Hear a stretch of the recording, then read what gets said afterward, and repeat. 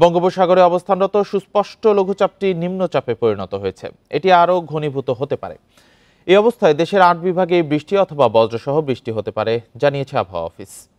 সেই সঙ্গে এই সময়ে দেশের কোথাও কোথাও মাঝারি ধরনের ভারী থেকে ভারী বর্ষণ হতে পারে।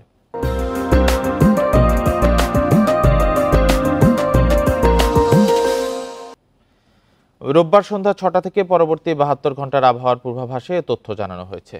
মৌসুমী বায়ু বাংলাদেশের উপর মোটামুটি সক্রিয় এবং উত্তর বঙ্গোপসাগরে মাঝারি অবস্থায় রয়েছে বলেও জানিয়েছে সংস্থাটি। এদিকে রাজধানী সহ দেশের কয়েক জেলার উপর দিয়ে মৃদু তাপপ্রবাহ বইছে। কিছু জায়গায় এটি প্রশমিত হতে পারে বলেও জানানো হয়।